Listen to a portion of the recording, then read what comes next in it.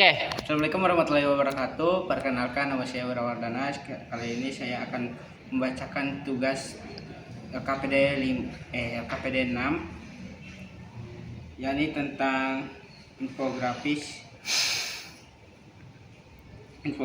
kebijakan penjajahan Belanda.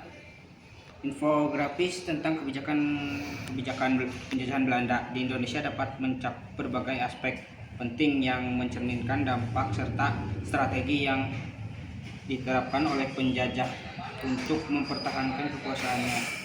Berikut ada beberapa kebijakan utama yang bisa disertakan dalam infografis tersebut.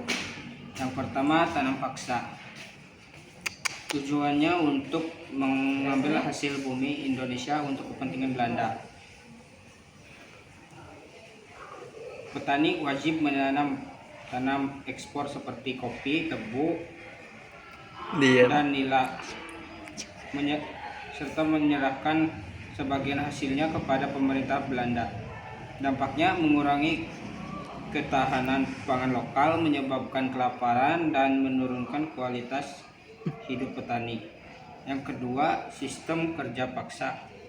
Tujuannya untuk memaksimalkan keuntungan ekonomi Belanda melalui kerja paksa rakyat Indonesia.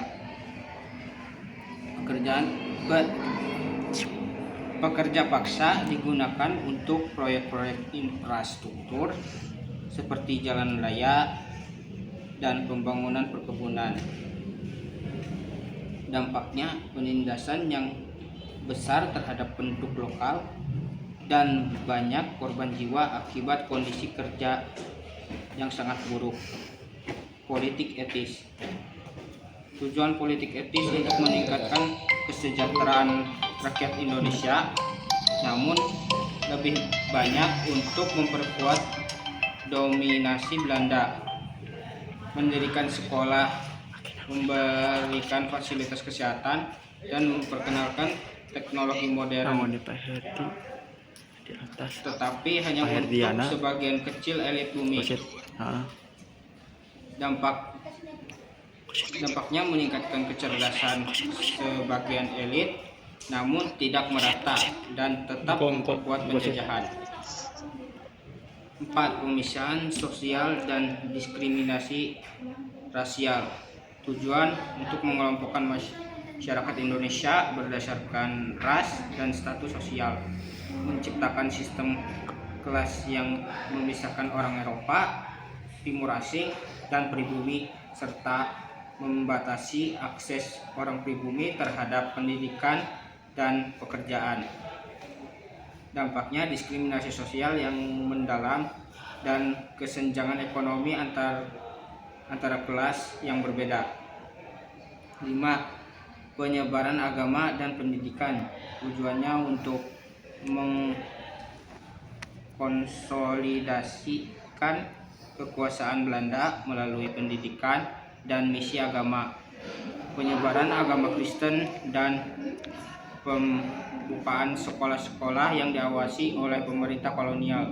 Terjadinya perubahan dalam struktur sosial, tetapi juga munculnya kesadaran nasionalisme di kalangan pelajar pribumi.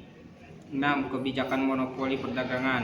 Tujuannya mengontrol ekonomi Indonesia demi keuntungan Belanda. Belanda mengontrol perdagangan rempah-rempah, gula, dan hasil bumi lainnya, serta mencegah perdagangan bebas.